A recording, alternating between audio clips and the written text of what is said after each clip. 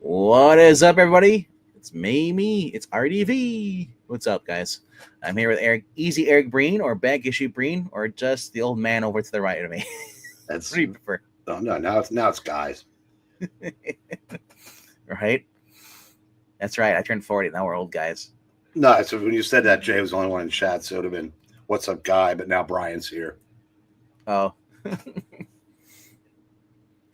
All right. No way, Jay. And Mom likes me better too. Wow. Zach will be here after he finds a take bad enough to get everybody to turn on him. Yeah. I mean, what's that take gonna be? I don't know. I'm kind of scared. All the good luck you bring to Marania ain't doing much there, cat. I would say it did a hell of a lot. She's out of Philadelphia or out of Pennsylvania and in Florida. We can't attribute to him. I don't know. He brought her good luck. He brought her something. Anyway, I got some books and to talk about, and Brian's got some few mentions that he's interested in. It's a very slim pickings week for me. So yeah, I think it's like the fifth week, but it just happened to fall in the middle, second instead of the end of June. Right. All right, let's get this going here. This. Yeah, because I was looking, I'm like, oh, there ain't really much books that I really care about. All right. You only have 3. I'll do my top 5 and 4, then we'll get to you. All right. All right. Number 5 for me this week. Scroll down to it. Is Batman 89, issue 6, the final issue. Really digging this cover. We're getting the introduction of Batgirl finally. As what about in Tim Burton verse. Says there's no cure for terror. Gotham is in the grip of a citywide panic, and only Batman can stop the Scarecrow's viral fear formula from falling into the enemy hands. Meanwhile, Harley Quinn makes her ACN television debut by taking station management hostage. New friends, new and foes, and old flames collide as Bruce Wayne reclaims his cape and cowl with a vengeance. And the epic finale of Batman 89 echoes. Yeah. Last issue, like the series, he kind of wanted to cover because people were messing with the Arkham patients, so he basically wanted to cover as Firefly, the villain, and then basically at the end of the last issue, he basically Robin comes in, gives him his suitcase kind of suit he has, and that's really cool how it just builds up. It's kind of like, remember how Tony had his suitcase armor? Bruce has his own. Bruce had his own too. It would be cool to see Michael Keaton with that. But it looks like we're going to get Batgirl finally because with Commissioner, I think Commissioner Gordon is dead because she is right now Commissioner. Or he might be actually. I think about it, he might be retired, and she took over as the Commissioner. And this is the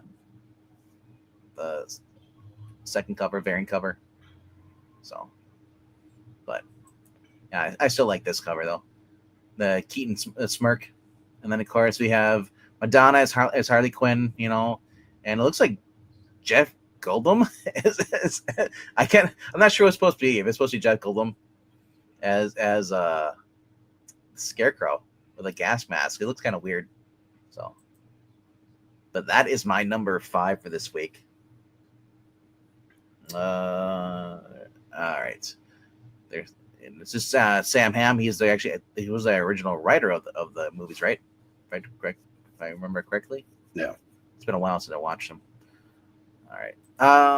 Now, my number 4 is an independent book that kind of just snuck up on me. It looks to be like a femme fatale kind of story, action packed. Let me scroll down. It's probably at the bottom of the list, Barry. Okay,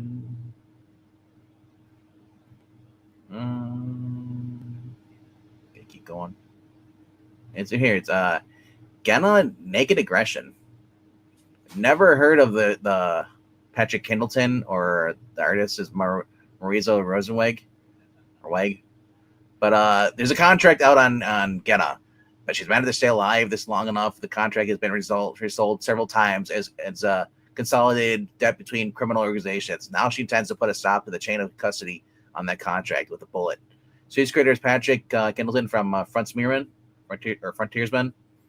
and Marco Ferrari from Scarlet, which I believe was G.I. Joe one. Wait. Oh, wait, what? Oh, okay. Yeah, never mind. Yeah, the G.I. Joe. I think it is one. It might be that one. Yeah, I was thinking Scarlet Couture, but it's yeah. Scarlet. And artist Marizo Rosenweg from Dylan Dog. Big non-stop action inspired by Gun Honey and Electra Assassin. Yeah, that first one doesn't fill me with confidence. The Gun Honey. Yeah. So we'll find out. But I don't know. I'll check it out. But it's got some pinup cover variants, you know. So there's a online one. Obviously, you know. If you're gonna pay $30 for a cover, I don't know why you would when you can just right click save as. I told you, just as Josh Burns, it's got a style. But then here's the actual covers you can get in stores. This is cover B. Kind of anime style. So, yeah, like I said, I don't mind girls fighting girls as long as they're not scissoring towards the end. You know, that was Heat Seekers. So, but yeah, there's a Mateo Scalera Virgin variant. So, yeah, that's my number 4 for this week. Jeff Goldblum would have made a great Scarecrow. He was as good as the Fly. All right, Brain, let's start off your number 3. I guess Justice League versus Godzilla versus Kong. I guess. Yeah. Well, you know, the other, my number 2 is something that's never been out, so I don't know. Justice League versus Godzilla versus Kong is on my pull list, but it's not on my top 5 this week. Suicide Squad's mission in Hollow Earth gets even more dangerous in the aftermath of the shocking ending of the last issue. Task Force X must reevaluate their mission in Hollow Earth as they explore an unknown world. Meanwhile, the Justice League comes face to face with Kong, but it's not the reunion they're expecting. Speaking of Kong, what's up, buddy?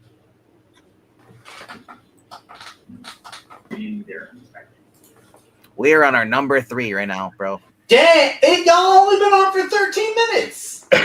Breen doesn't have a 4 or 5, and I did my 4 and 5. My goodness gracious, y'all. Dang. And we've been on for 13 minutes. Where have you been, sir? Wait, what? Where have you been for 13 minutes? Listen, we're not going to talk about what I was doing because I'm just going to get mocked and ridiculed for it. We do it regardless. All right, let's just try this. Hey, everyone. It's our boy, Zach. That's right. The one and only now. Not anymore. He took his name back. Oh, screw him. It's not his name. His name is Richard or Dick. It's weird. Today, he did a video. Perch made a video today saying that the DC Pride issue was better than usual. Oh, my God. And Zach made a video trashing it. So, yeah, Zach may be on the way back. He goes, that book is so bad it's making the gays straight. Wait, hold on. Did Wes actually review the DC Pride book? No, Perch did. Oh, Perch. Oh, did he really? Yeah. Oh, I that's something. So maybe he realized, hey, I need the money, so I should shut my up and just be. Zach. Yeah. Or maybe he had a come to Jesus moment with himself. Maybe. Who knows? After losing, I mean, it's how many did he lose? Like 40,000. Maybe he realized that. What was the point? Yeah. They're not going to stop what they're doing. Yeah. No one's making those people watch them or support. Eric July. So honestly, just take a breath and do what you want. I feel like it's just like everything. It comes down to the money. Once you realize the money's not there, like you were, you're like, oh, I messed up. There's not a whole lot of difference between 100,000 and 90,000 as far as like what you make from YouTube. The view counts were starting to dwindle, but I think he makes his money doing his books. I mean, late or not, but I mean, I don't know. I just think maybe realize, he had a line that he used to use a lot. And he's starting to use it again. It's not funny. It's not fun. And maybe he applied that to himself. Here's another theory. Maybe he was doing that to be chummy with just some guy, and just some guy just turned on him, so he's done. Well, I remember him saying that he was one of the 2 channels he still liked. I don't know if it went any farther than that, but yeah, either way, like I said, it was a lot different. It was a lot different than a lot of the antagonistic videos he's done lately, and it made me laugh. It's been a while since Richards made me laugh. We're on one of your books, Zach. It is one of my books. I actually have just 5 books this week, so my pull list. I don't have to cut any. My list is right in the top 5. I still have more than 5. Golly, dude, how do you do it? How do you do it? It's called like I like books, and they keep coming out. It's none of mine are like new books. I only have 1 new book actually. Sweet. He likes big books, and he cannot lie. Good thing, like how you say there's the one with Giganta. And also, why can we get more of Giant Girl? Dear Giganta? God. Whatever. Giant Hot Ginger. That's what I say. I didn't even know the name of the which hero is her nemesis? You fake comic clown. Dude, I didn't read JSA and all like you guys and stuff. She's a Wonder Woman villain, so okay. She wouldn't have been in JSA anyway. Which Wonder Woman? Diana. The good one. I mean, the only one, right? I mean, I guess now in the early days they're saying there's only one Wonder Woman and then 60 Wonder Girls, right? But either way though, my point still stands. Hot Ginger, not really used anymore. You're right. Really not. Kind of a shame. And it's a lot better costume than her freaking whatever Tarzan where she was wearing in the cartoon series. Remember Justice League cartoon? Eating on the Tarzan suit? Oh man. Yeah, because she looks better than this. Hey, look. There you go. This is Kevin McGuire. Oh, something about that ape's face. Are you kidding me? Look at her face. She's 90. She's like General Mortis. You can't tell. Her hair's covering most of her face. Look at her lips, man. Her nose. That's a face. Is that her lips, or is that her? I can't tell. She's her lips right here. That's her lips. Maybe. I'm looking at a small little window on my PC. I can't tell. You can maximize the StreamYard window, you know what? I am, but the StreamYard screen isn't. Oh. It doesn't use up. I've got like big borders on both sides. It doesn't use up all the real estate. Yeah. But it's probably the best one. That's kind of cool. It is Harley Quinn. Not a selfie with Godzilla going to kill her. But anyway. That was Breen's number 3. What is your 4 and 5, sir? Number 5 is Ultimate Wolverine, issue number 7. Which looks like it might be Wolverine in limbo with magic, ultimate magic. Number 4 is going to be the new Captain America number 1. We're going to take that for a spin, see how it does. Okay, we got Chip Zdarsky writing that. Oh, yeah, are we still on Ultimate Wolverine? Yeah, I'll show the covers, man. Oh, okay. Yeah, no, Ultimate Wolverine's been good. I've been liking it. Shocking, because it's Chris Condon. Hey, Chris Condon is 3 for 3 with me. Between this, Green Arrow, and the Einfeld Gang Massacre, I mean, he's 3 for 3. Einfeld Gang Massacre, and after that, he just kind of failed with me. I don't know, man. His Green Arrow wasn't terrible. It was a little slow starting, but it picked up and it got really good towards the end, I thought. And then this has been good also. So I think his worst thing is that his stories don't typically grab me from the. It takes a little while to cook. So Chip Zdarsky, Captain. Chip Zdarsky and Valerio Skitty. It's an unfortunate sounding last name. But yeah, Captain America. Looks like it's going to be like a flashback story, I think. Like when he first gets thawed out of the ice. Untold. It's a retcon of Captain America's first encounter with Doctor Doom. Yeah. It's not a retcon. It's an untold story. It's different. Untold Tale means it's a retcon. Yeah. I mean, wouldn't that make like Madripoor Nights or any of these other miniseries retcons then? So those were add-ons. So those are they're untold stories that happened in between issues. So they're basically endings to stories that never got endings. Yeah. All right. I don't see how the two are different. But okay, one is actually written by the actual writer of the X-Men. The other one's written by people who had nothing to do with Captain America back then.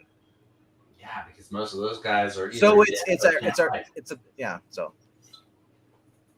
anyway, but yeah, we're gonna give this a try.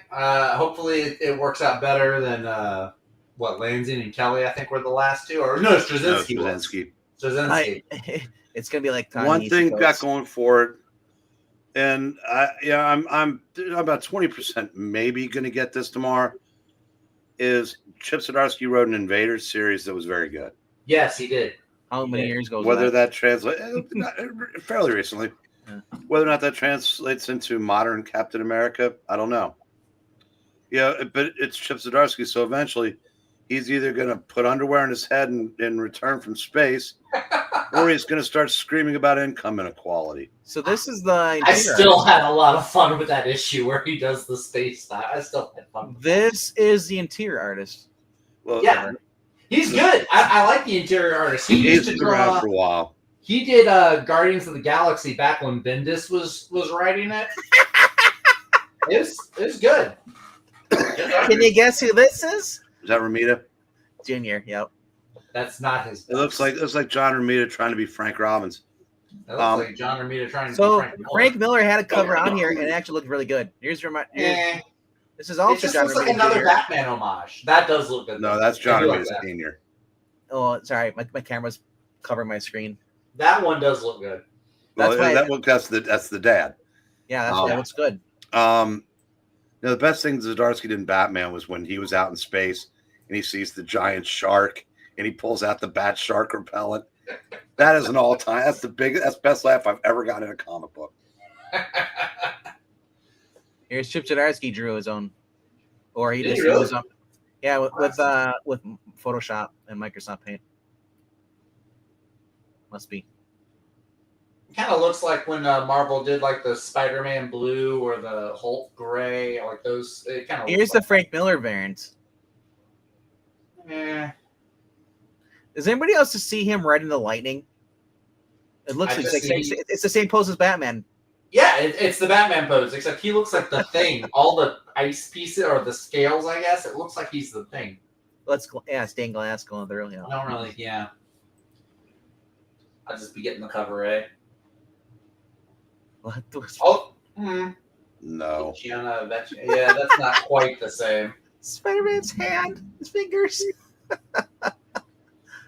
Also, can we not have the Hulk having stupid punk rock hair like that, or whatever? Or Conan. I don't want him Conan the Barbarian hair. Oh, looks like somebody's growing out a Beatles fright wig. Right. Tiny baby head. Rival Rivals. Yeah. Yep. Like Bradshaw. That was pretty good. I like Bradshaw. Out of the Ice and Into the Fire. It'd be, wouldn't it be great if a comic, if there was enough confidence in the comic itself to, not have to rely on 800 gimmick covers. Wouldn't that be something? Yeah, 14. 13 plus the main one. So I didn't see anyone that looked better than the main one. Yeah, the main one looks great. The main one almost looks like Alex Ross. John Romita Sr. looked the best to me. Well, that wasn't a cover though. That was. I have that calendar. Yeah, 1976 calendar. That's the incentive cover. The hidden gem. 1 in 50. No, that doesn't count because it's not an original. None of them are original for the most part. A lot of them are just like they were just never used. No, but none of them have 49-year-old drawings either. I mean, that's a cool cover.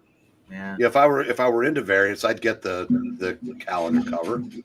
I'm just saying, I'm not at this point. I'm not really shocked anymore because everyone keeps pulling out George Perez covers out of their ass. I think it makes you wonder how many covers they were rejected, and they said, you know what? Let's go back to that cover. We're going to use it. Those weren't covers that were rejected. Those are just sketches that he finished. And they're putting them as covers. Yeah. Well, it's not like they can get him to draw a new one. Nope. It's true. Even if he's alive, I don't think he would. But anyway, that was your 4. What is your 3, Zach? My 3 is 3 out of these 5 are red, white, and blue. My number 3 is going to be G.I. Joe, Real American Hero, issue number 318. Say what? Larry Hama, Paul Pelletier, Andy Kubert doing the cover. Whole lot of good stuff. Oh, look at that right there. Right by Jurassic League. It got beat up by Batman 89. Yeah. Joe Ninjas versus Cobra Mutants. I mean, that's just a Saturday morning cartoon episode right there. How do you not want that? Yeah. I can answer that. Well, okay. Anti-G.I. Joe fan or non-fan. Yeah, this has been really fun. The ninjas are now undercover in the Cobra hideout, the Cobra home base. Which is a sewer? No, I mean, the sewer might be under the home base. I don't know where. Are the turtles there? I know, right? Wait, what's that? Are the turtles there? No turtles. Unless they're mutants. Cowabunga, dude. There are mutants and there are ninjas. And I don't think there are any teenagers. So you get like half of it. There are no teenagers, but there are mutants and there are ninjas, but there are no turtles. So anyway, this has been a lot of fun. Long running story. If you like a epic, like long form storytelling, Larry Hama is been putting in the Lord's work here. This has just been a great series so far since it came back under Image. It's doing fantastic, and the art is great. Paul Pelletier is doing great. You know, it's depressing. It's not as good. I like it a little bit less than the Skybound one. The Skybound one is great. This just has, I don't know, it's like a different feel, different vibe. It's a little bit more technical, especially when the soldiers are talking to each other. They use a lot of like the military lingo and stuff, but it's still really great. If you like G.I. Joe, this is definitely one to look at picking up. Paul Pelletier is one of my favorite artists from back in the day. Mm-hmm. He's still working. He's still every bit as good. And he's doing a book I don't buy. At least when he did the Geiger fill-ins, I got to see his art. Right. Number 3 for me is a book we haven't talked about yet, but I'm sure we will after me.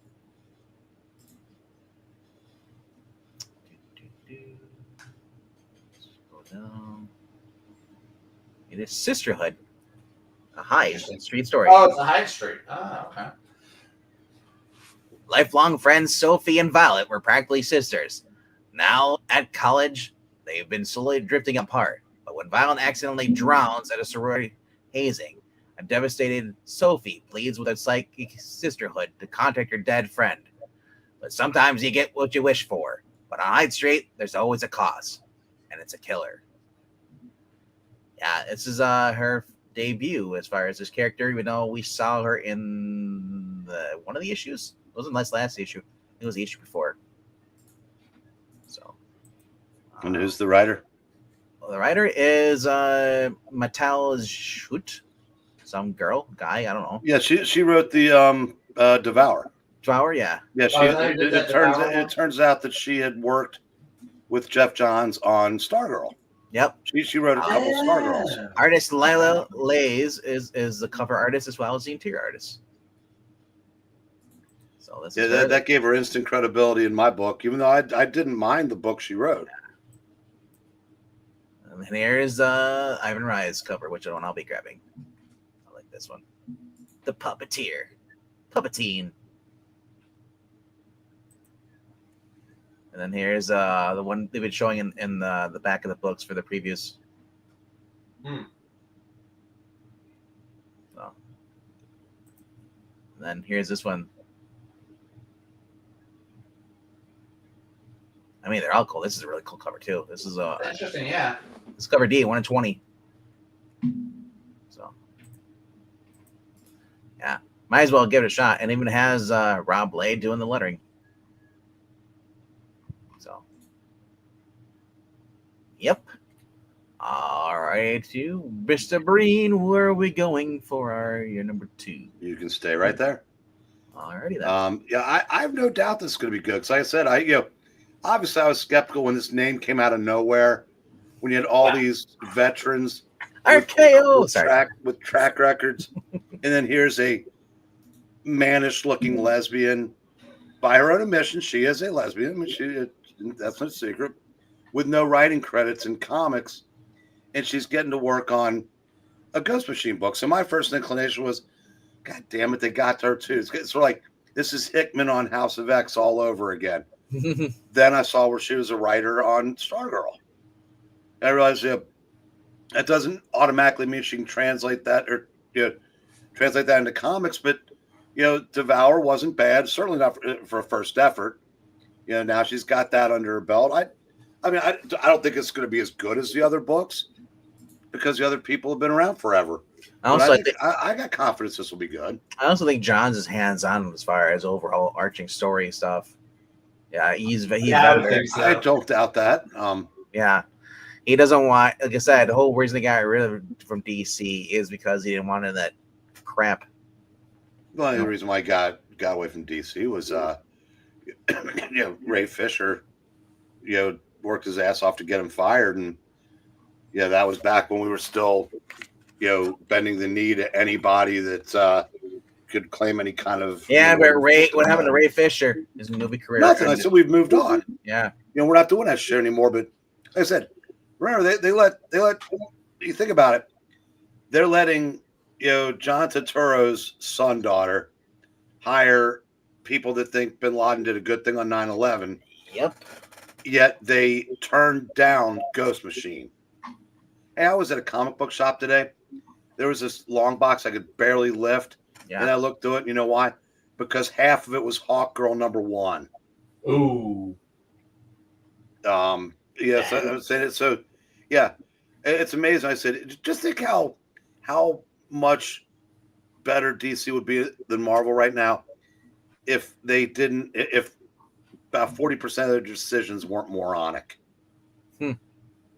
Is DC not better than Marvel? I thought Marvel was worse than DC. Well, in quality, yes, but I'm saying, but in market share, I think Marvel's still winning. Oh, okay. But DC's closed the gap. But I said it's not going to sell 5,000 copies. Red Hood. Yeah. It's probably not selling 10,000 copies. Fire and Ice. What ain't going to sell shit? Gotham City Sirens. But what probably would have sold pretty well for them? Ghost Machine. Yeah. Zach, what is your number 2 for this week? Gotham City Sirens. I'm just kidding. I'm just kidding. Oh, you're going to say Absolute Green Lantern, aren't you?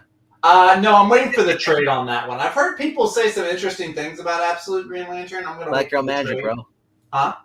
Black Girl Magic. Justice League versus Godzilla versus Kong number 2. That is my number 2. There's a lot of 2s in there. See, I thought you would have went with Godzilla versus Thor.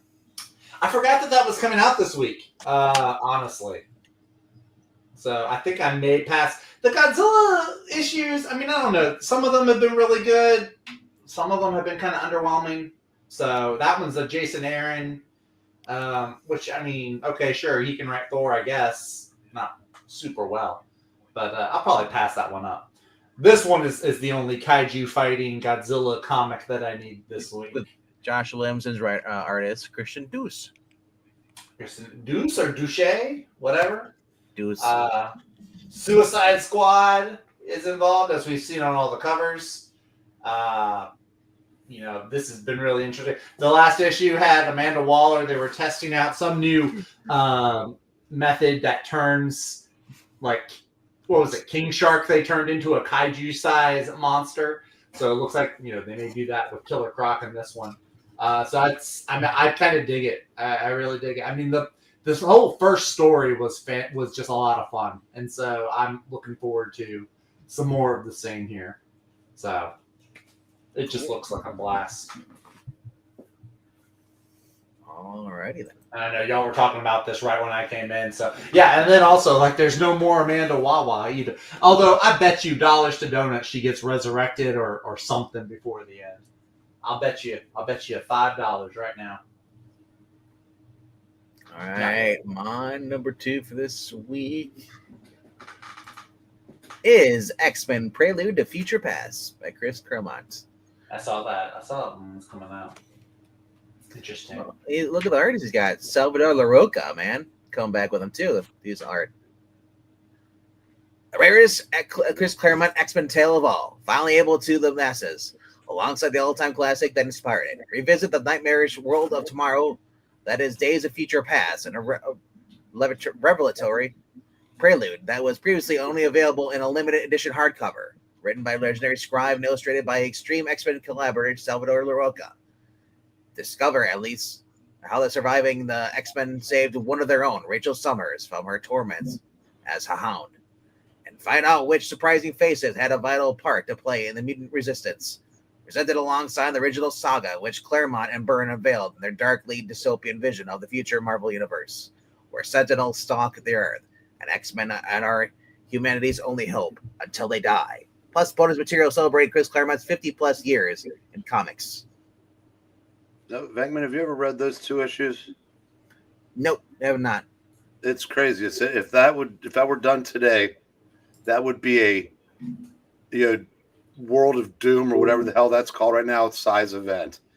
And Claremont and Byrne put it in 2 issues. Yeah, I was looking at it as far as like, hey, and then I realized we can't read those with the Lesters. It's too dark. It is. It's regarded as one of the best stories when you think about coming right off of the Dark Phoenix saga. Yeah, that's why people put this run, is an all-time great.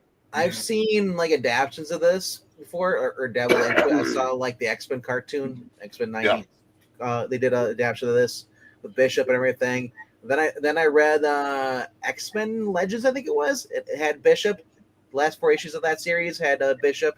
He telling his story, how he came from where he was in a prison until he decided to go back to the present to try and stop it. Well, Bishop wasn't created for another 138 issues after this, 140 issues after this. Yeah. So they're tying. I kind of could do without them, Kamala Khanning him into this story, because he's obviously got nothing to do with the main part of it, because he didn't. The cartoon series, they introduced him in that. Oh, the cartoon, I don't care. Yeah. But I see him on the cover of this. So it's Claremont wrote both, so he can do what he wants. But I don't like when they retcon characters that didn't exist in the stories that take place before they were created. Bishop was part of the team that went down and hunted mutants. Yeah, in that X-Men Legend series. Is that supposed to be Iron Man in the far and the left, or is that a Sentinel? That's a Sentinel, but it has Iron Man technology. You know why? Probably because of the freaking Iron Man shit. Who knows? It could be an Iron Man design as well. I'll say it looks like I don't know if he's adding in modern, like, remember they had Tony Stark's company was bought and the guy was making Sentinels with Iron Man. Wasn't that when he and Emma were married? So I don't know if they're including that in this. It'd be really dumb if they were. But then again, the idea, hey, we're the Avengers in this world. Obviously, it makes sense that their technology would be adapted by people who survived. Also, I'm seeing the Thing is on that billboard in the background, which is weird because it used to always be mutant characters. Yeah, he's dead. So why is the Thing dead? Why would you kill the Thing? Claremont. I think they were all dead by then. Oh, okay. Yeah. Explain yourself, Chris Claremont. Oh yeah, that's Iron Man. That's not a Sentinel. So maybe Iron Man's gonna be in this. Maybe. Or a Descendant. It's kind of cool. Who's the artist on that? That's a pretty sleek. This is Edwin Galman. Interesting. It's almost got a Chris Bachalo. Go back to the top. Are you fucking kidding me, Marvel? What? Look at the number. 104.5. It's been there, yeah. No, it's 140.5. Because it leads into 140 and 142. Oh. The dumbasses couldn't even get the number right. It says yeah. It's right there, Venkman. Reprinted Marvel Paragon Collection. Read the number. Yeah, 140.5 and 141.5. Yeah, now look at the number on the cover. But then again, I don't know how old these scans are, though. This could have been they could have done this. I don't know if the book comes out tomorrow. Seriously, is Heather Antos editing there again? Maybe they'll correct it, and these will be really valuable. Well, here's the thing, though. League of Comic Geek gets their stuff wrong all the freaking time anyway. Venkman, use your brain a little bit. No, I am using my brain because what would be the half story that takes place before that? 104 or 140? All I'm saying right now, hey, they mess up all the time. Marvel messed up now, and here's the thing: League of Comic Geeks gets their they go by Marvel Solutions. Will come out like how many months before these come out? So that's where they get their images from. They got the number wrong on the cover. That's on the digital preview. I don't know until tomorrow. If it's wrong on the cover tomorrow, then I'll agree with you. Well, remember when they did what was it? One of those Teenage Mutant Ninja Turtles over at IDW, and they spelled what was her name wrong? It was April O'Neil. Well, here's the other thing. Or April O'Neil or something like that. Remember that? Arpel O'Neil. That's you should join us for the Archie Turtles. Because they're constantly the colorist constantly doesn't know which turtle he's coloring, because you'll have Mikey, even though it's supposed to be Raphael, they have Mikey's colors orange, and yeah, it's messed up all the freaking time. So I'm not really shocked anymore if books back then were getting stuff wrong, you know. Yeah, that's just it became the norm. Weak. The fact that Marvel if that isn't fixed, like that is kind of Marvel's. I just hate 0.5s in general. I hate something. 0.5s are kind of lame. Yeah. Them and issue zeros. Do you remember? Was it Marvel a couple years ago was going to 0.1, 0.2, 0.3? Yeah, Amazing Spider-Man. Yeah. And they did a thing where they were taking issues of comics and doing 4-part miniseries that take place right after. It was like there was an Iron Man 258.1, 0.2, 0.3, and 0.4. There was either a Spectacular Spider-Man or a Web of Spider-Man. So it looks like you're gonna have 140, and then they're gonna have this in between, and then they're gonna have 141 in the end of the book. Yeah, this is gonna be the first story, and they're gonna reprint the two that. Yeah, I said 2 of the best issues of X-Men that were ever done. Yep. It's well worth it. Yeah. I said the misnumbering means nothing to the story, but it's still somebody should lose their job if that gets to the shelves with 104.5. Somebody needs to, at least bring the coffee and donuts for the next week. You're more annoyed by the number. I'm more the fact that they have to put Marvel and the number up in such bright ass colors. When you already have it at the freaking barcode down here, it's taking up eyesight. If you're gonna put an eyesight down there, put the number down there with the freaking barcode.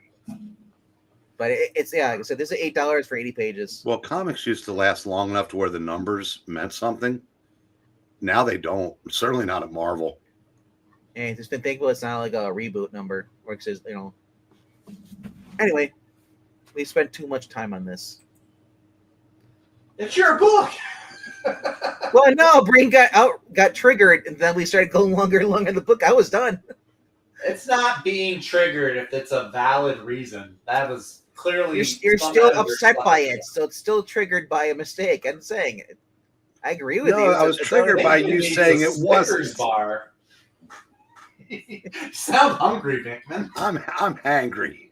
Dude, I haven't eaten since yesterday, bro. What are you doing? I told you, dude. I told you, I have stomach flu. Oh, that's right. Well, you have what? I've had stomach flu since yesterday. Get some Pedialyte. So I'm just kind of chilling here, I'm fine now. I had like a fourth of the Pepto-Bismol. A quarter Pepto? Yep, a quarter Pepto. And honestly, that just quieted everything down. That's nice. So You drop a rhyme. I was feeling abysmal. Took some Pepto-Bismol. And now I'm just dismal. Oh man. Word. So right now I'm kind of out of it. So I'm kind of laying back. I'm at that point where I kind of want to sleep, but I don't want to, you know? Oh, but anyway, going into that was my number 2. I guess we're going into number 1s, all right? Yeah, we would be going to number 1s, yeah. I forgot who's you, Van? I think he just did number 2. I did my number 2. Would you be doing the number 1 then? Well, I'm sure that Zach and I have the same number 1, and I guess it didn't crack Venkman's list. Nope. Because JSA number 9.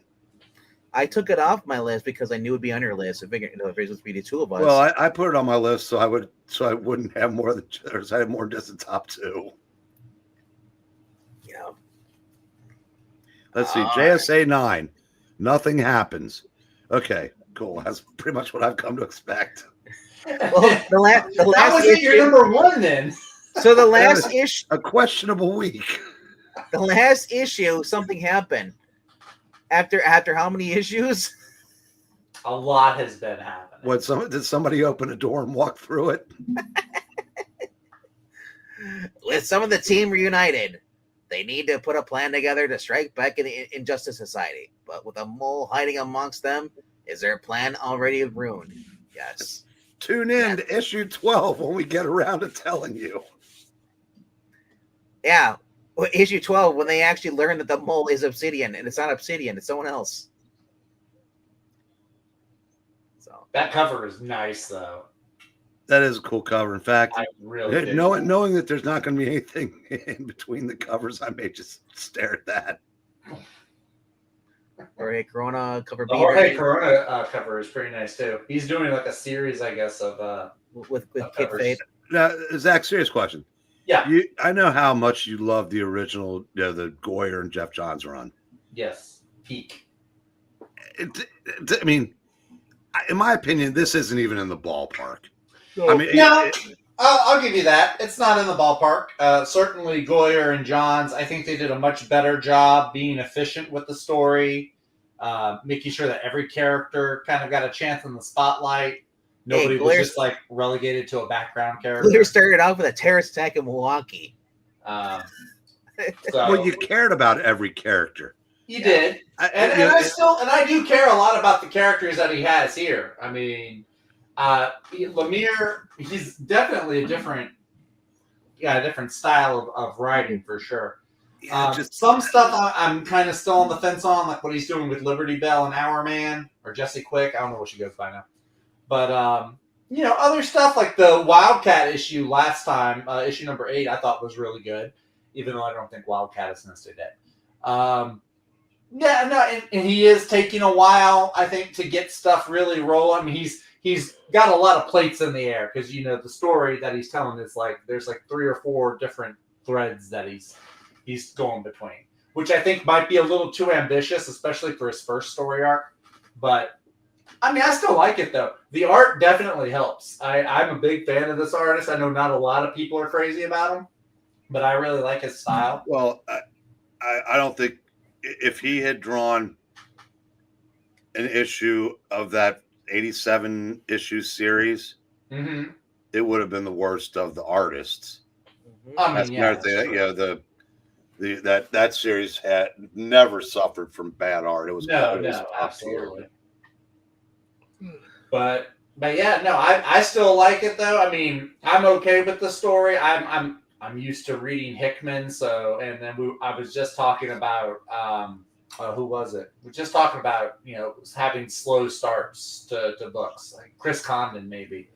Yeah, I'm okay. So having a slow start to a book doesn't really faze me, as long as you're giving me some kind of information. You're not just like wasting, like you don't have like just blank pages. I'm a huge fan of Ultimate Spider-Man, and that's the biggest complaint from most people is that it doesn't go anywhere. Yeah, but I think if you and if you write it, if the story you're telling is compelling, I don't mind the slow burn.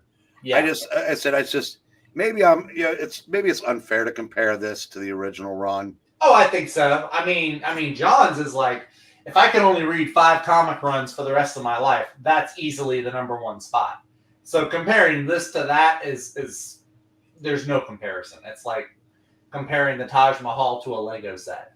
But still, I still love Lego sets. Jeff Johns, Taj Mahal, Jeff Lemire, Lego set confirmed. Yeah. But although I do love Lego sets, though. Everything is awesome.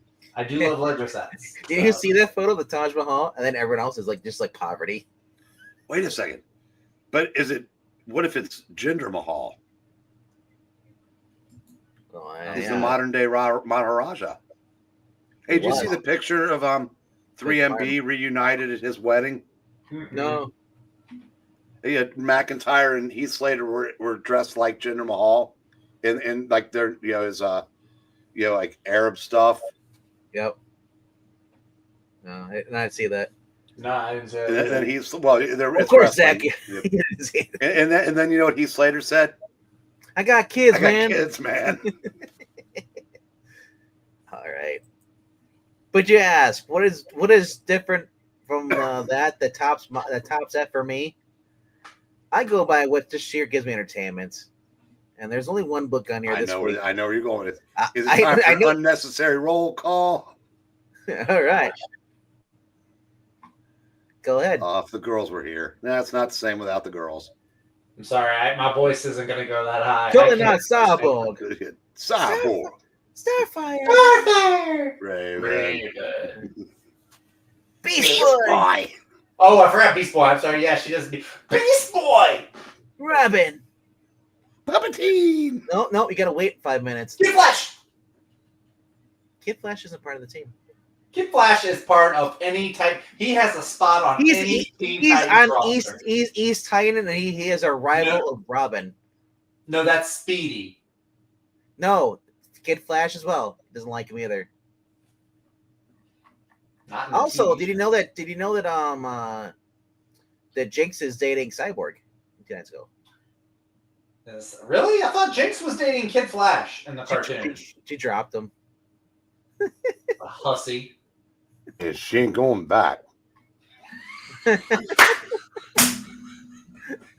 This week, as Teen Titans Go number 6. Brings the river out. That was perfect. Starfire pledges allegiance. When Starfire flubs the lyrics to the Star Spangled Banner, she responds to everyone's mockery by learning how to be the most American she can be. Her mission: eat hot dogs at a baseball game, go to a monster truck rally, and visit a state fair. The Titans are all in, which is great until things turn out what they usually do with this team. Will the Fairgrounds ever recover?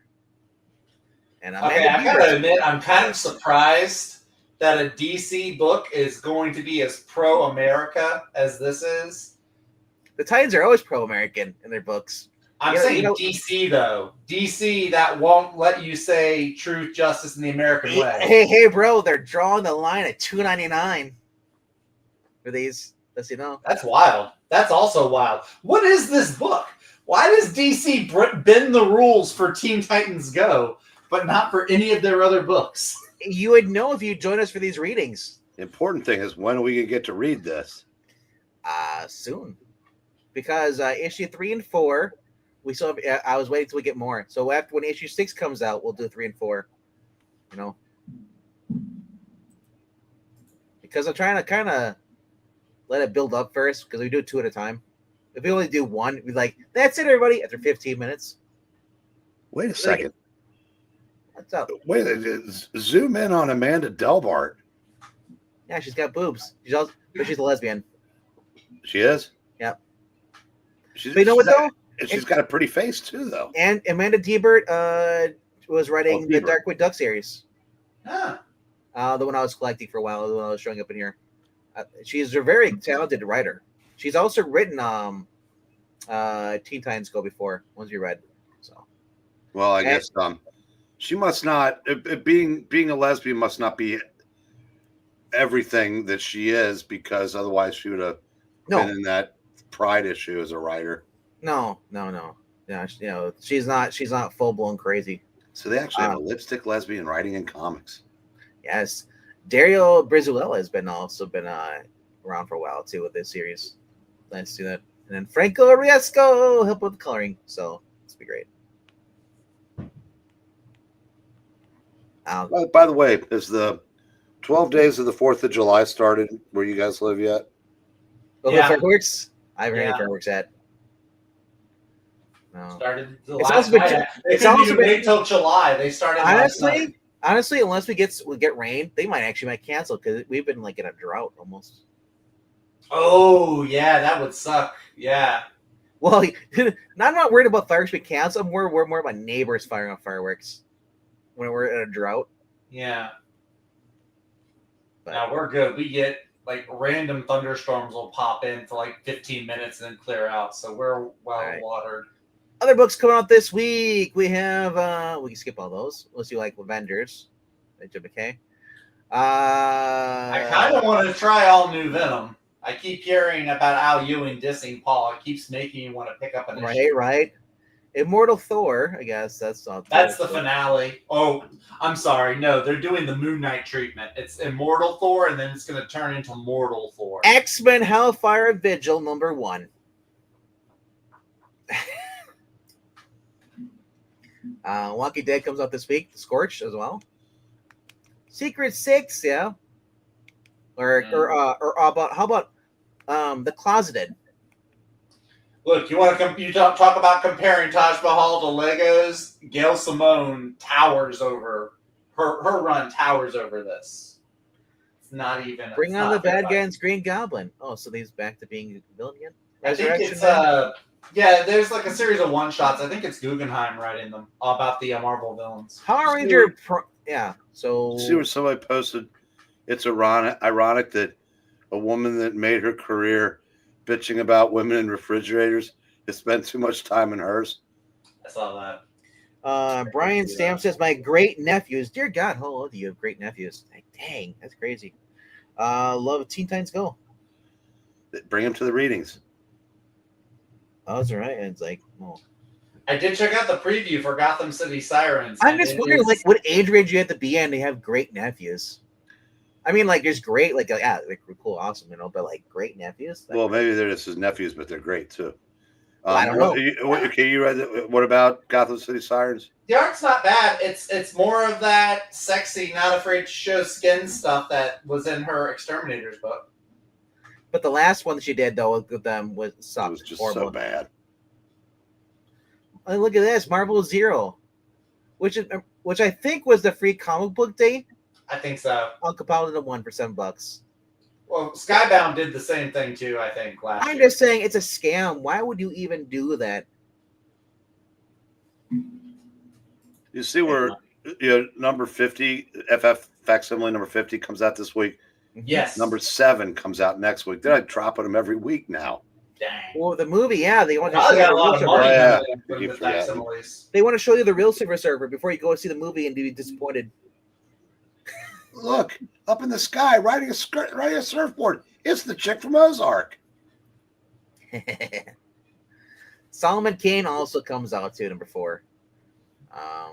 Not to be confused with the guy who used to be quarterback at Clemson that plays for the Jaguars now. I don't know who that is. Help me out, Zach. What's his name? I have no clue. I don't pay attention to the Jaguars. So other book coming out I'm getting is Ghostbusters Dead Man's Chest too. I figured you would be. Yeah, so that's also on my list this week. I've never heard of this. Illuminati. Charlemagne the God is writing a comic book. I was gonna say, isn't that like a rapper? Yeah, he's a rapper. Some kind of musical and people artist. wonder why AWA is going under. Trevor Lawrence. Yeah, he looks like the other chick from Ozark. I apologize. I do know that name. Grim Tales of Terror, number 7. Vampiress Carmella is rumored to be coming out. Yeah, that's why I didn't put it on there because it's not a comic per se, and I don't trust it. Yep.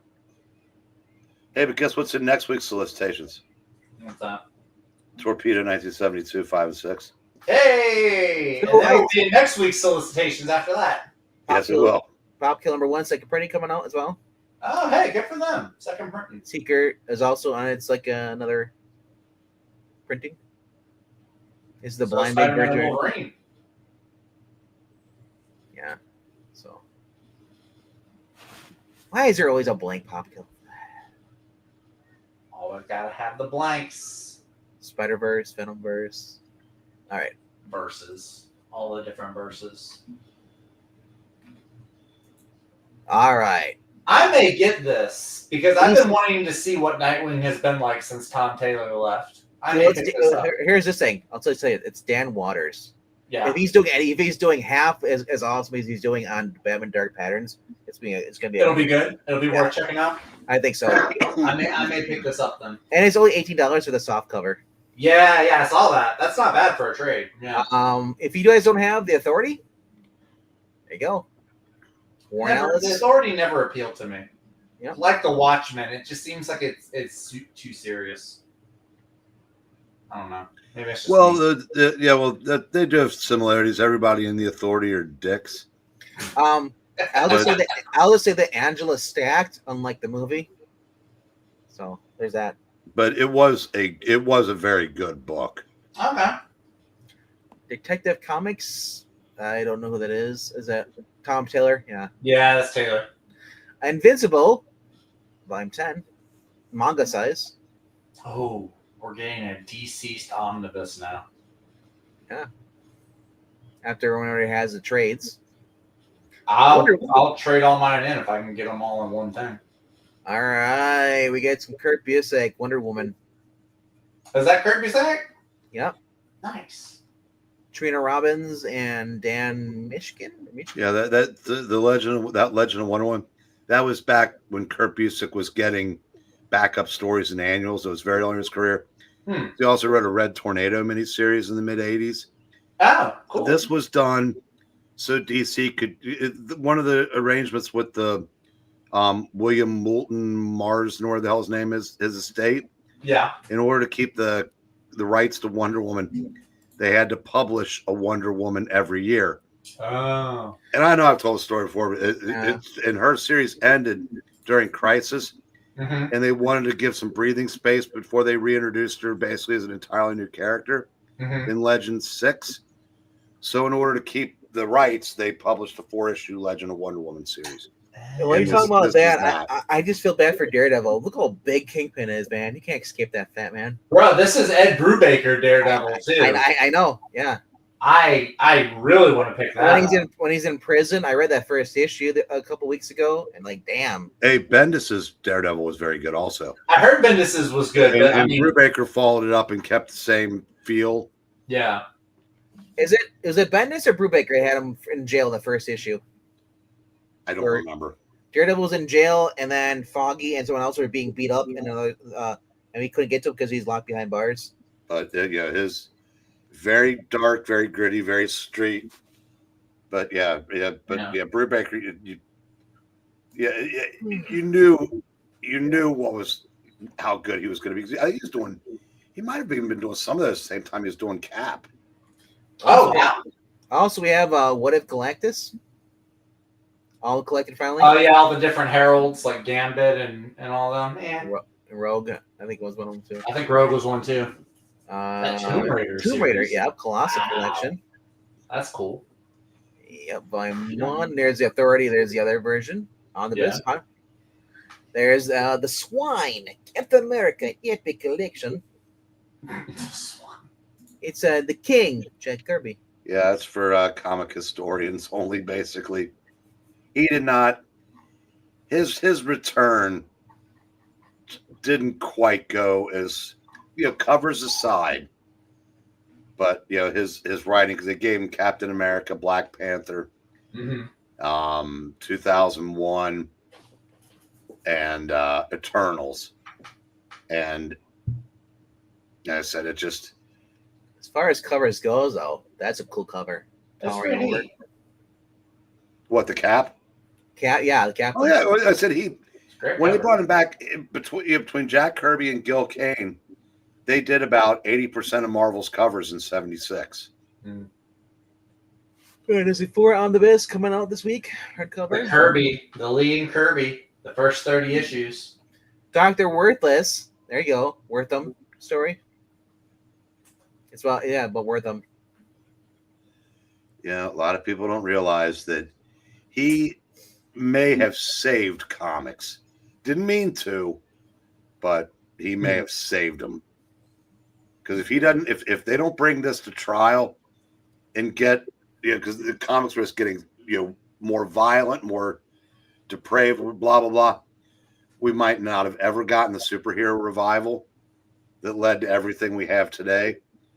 So I'm not saying to go out and thank the ghost of Dr. Wortham, but the one we have today, well, I blame him. There was a lot of good in between. Madman Universe Library finally coming out.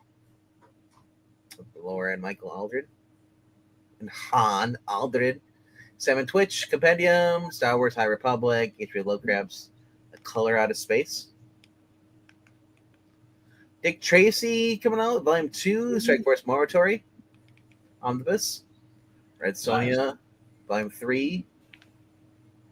We got Misery, and then we got Blade Runner finally collected, which was a story about a lesbian who ends up working and trying to save the replicants. Had it been a dude, he would have been a villain. I guess a manga here. We also got Darkwing Duck Omnibus Volume 1, Darkly Dawns the Duck hardcover for $70. Then we have PS Art Book Softy, America's Greatest Comics Volume 4. With Captain Marvel. Then Wolverine, first 50 years. Exciting Comics, Volume 2. Black Terror. And then we got...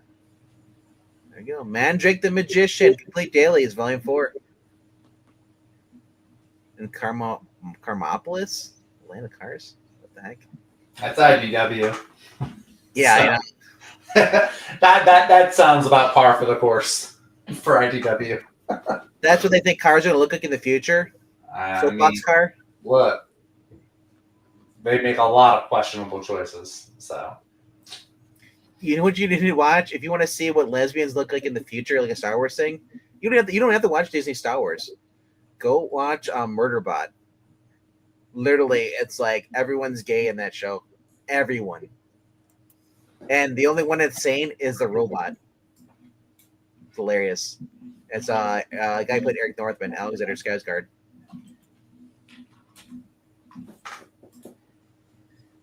It's the story's about a guy, basically a robot, who unlocks his code, his governor code, allows him to basically to be free. He doesn't have to take any commands, but then he realizes, I don't want to be scrapped if they find out that I'm not following protocol, and so he gets stuck with these idiots, these space hippies, and he's just like everything. He's like, you know how I pass time? I discovered a thing called cable.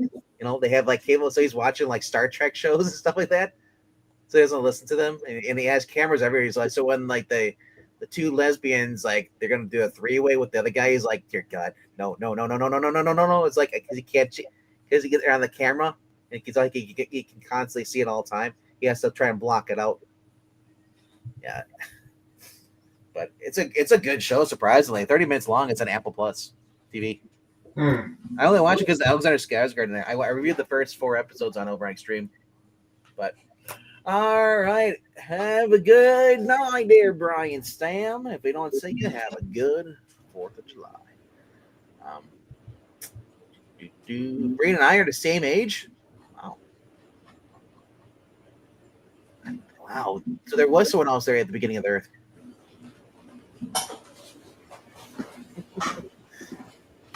Hey, if he was a black cat, I actually would stay and do his job. He'd make that joke. Okay, I don't know where he is. He shows up and does his little. He might be over. I think he's doing an unboxing stream. He might be over there. Oh, see, you got some more comics on. He leaves a comment and then skirts away. So it's just like a cat, no commitment. I mean, Lump at least watches us. Yeah, but Lump has no choice. And Lump tried to eat the wires, so. I don't know how loyal she really is. Well, Polka Man. Speaking of Polka Man, he's in the show, bro. The Murderbot. That dude's popping up everywhere. He's in there as a guy who basically he gave himself like a Johnny Mnemonic thing, so he can actually like hack into computers. And the Murderbot makes fun of him. He's like, "Look at this idiot. He can only access like 1%. It's what an amateur." Yeah. And that stream ended 10 minutes ago. Thanks, Jay, for watching that stream. It's watching this whole time. Good to know. So Polka Dot Man's gonna be Bison in the new Street Fighter movie. No thanks. Cody Rhodes is supposed to be playing Guile, however you say his name. Yeah, right. Jean-Claude Van Damme was awesome in that. We don't need him. Jean-Claude Van Damme hasn't been awesome ever in that movie. What? I don't see the appeal. I'm not a huge. Yeah. Okay, sure. Yeah. You know what? Yeah. Screw it. Jean-Claude Van Damme, his best role was the bad guy in Expendables 2. No, his best role was when he played two parts because you got double Van Damme. Double team? Or no, it was a double team. It was it was more. I think the title of the movie is more for Zach to bitch about. Wow. Jay, you are correct. You just keep on doing. You can have multiple windows open at the same time. That is correct. You can, but not in this weather. What? Good grief. Dad jokes? I'm sorry. I would hang out with Frugal too much. Crazy. You know what? We need more dad jokes here. I'm gonna get Frugal on these the top 5. What do you do? Where is that guy? He should be on here. He's had some personal stuff. You know what would be great to have on here? Would be Higgy. Higgy Pop. He would bring the energy, so much energy to this channel. I'm sorry. Do I not bring enough energy with my hot takes? No. Higgy Pop, when he gets going, he looks like a guy who just took a line in the club's men's bathroom at the club in the 80s and just came out. I was like, "What's up, guys?" Literally, he is. If you watch Higgy Pop, he's awesome. He is Jim Brewer. If you don't know who Jim Brewer is, do yourself go back to the 90s and go watch Saturday Night Live. He's awesome. And literally, whenever he has the same energy as Jim Brewer and he does the same facial, I'm like, it's like, oh my gosh. He's a dead ringer for Jim Brewer. It's awesome. But Van Damme was the most American character in the video games. Guile is Street Fighter and Johnny Cage MK1 as a skin as a voice. Yep. Dude,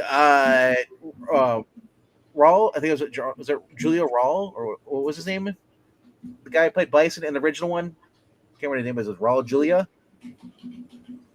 Was awesome in that role, and the dude did it even though he was dying of cancer. Took the role on for his kids. So his Raul Julia. Yeah, he did the role perfectly. It was awesome. Yeah. Dude, I didn't shoot him. I never shot Higgy down. It's just that we haven't had a chance to reach out to him again. No, I tried to get him to do one, yeah, but he works for the power company. He's got a new granddaughter, and he's busy. Yeah. So Jay, you're not in the know. I got Mr. Breen over here. He knows things. Talks to people. Mr. Carter. Yeah. But anyway, no, I would love to get Higgy back in. And also Silver Age and Graphic, man. One of these nights, we gotta have a not a graphic man, but a fossil night for all the fossils come on and read a story. And don't forget, Hans read with us once or twice. Yes, yeah. He may not remember it, but he did. He's real busy right now too, though, because he's so trying to sell one of his properties, I think. Yeah, but all right, we're gonna end it right here. You guys know the drill. If you've already done so, please click like, subscribe, do all that fun stuff. Hit the notification bell. Check out the Ko-Fi link over there. And then if those aren't following on Twitch, that is our URL for YouTube and Twitch. So all our back log of videos, recommendation stuff is all on YouTube. So if you're watching on Twitch, jump over to YouTube and subscribe. All right. Dude, yes, I said he has the energy of a guy who's just constantly has a adrenaline flow. I'm not saying he makes more dad jokes in a single video than Frugal makes in a year. I know, right? It's like It's like Frugal amped up on this Monster Energy drinks. What was that? What you said? Yeah. That's like what's a crowbar where crows go to drink or something like that.